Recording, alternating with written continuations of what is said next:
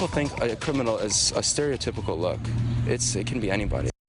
First at 10, the vigilante responsible for helping put accused sex predators behind bars, speaking only to Fox 17 tonight. Many people know him by his YouTube profile, Anxiety War. He poses as a 15-year-old girl online, but he's actually a 23-year-old named Zach Swears.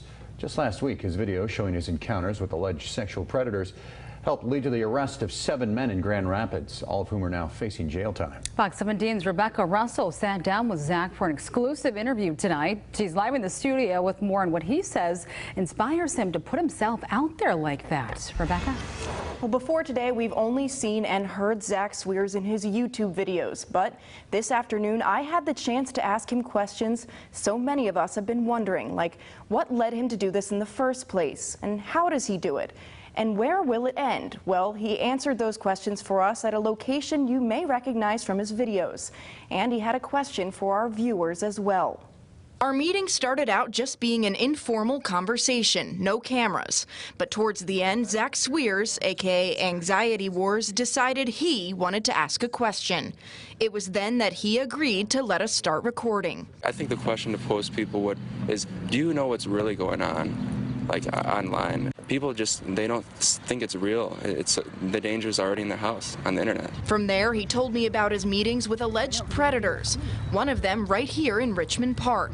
He wouldn't look at me. I'm thinking, of course I'm not a 13-year-old kid. But it helped my disguise. I didn't show up, but it was pretty good. I actually shaved my hands because, like, if he sees me, that's why I went.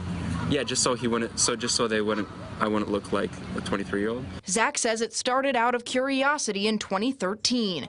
He wanted to know how many predators lived in the area, so he answered an ad on Craigslist, and the rest was history.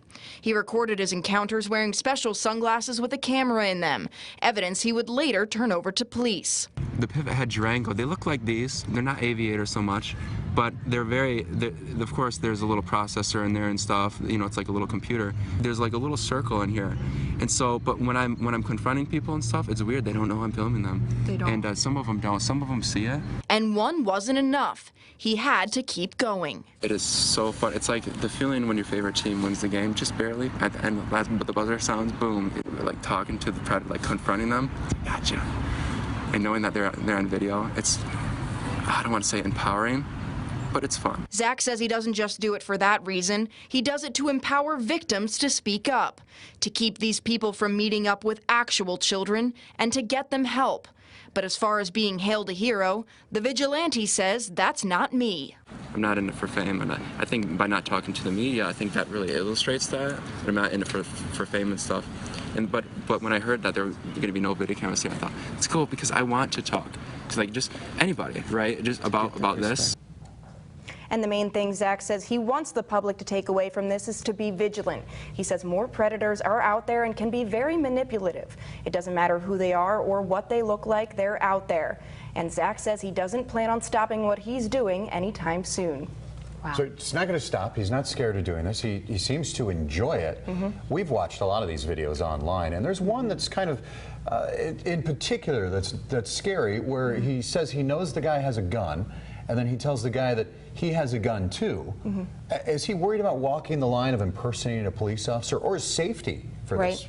He made it very clear he's prioritizing safety. He didn't want to go into details about how, but he is, and he says he makes it very clear he is not impersonating a police officer. He never claims to be a police officer or anything. He makes it very clear that he's just a vigilante. But GRPD came out last week and said, hey, don't do this at all. Yes, they are not condoning this, and neither is Zach. He says that he will never tell anyone to do what he's doing because he doesn't want to feel personally responsible for anything that happens. Well, brave guy. He's making a difference. Rebecca, thanks for that story tonight.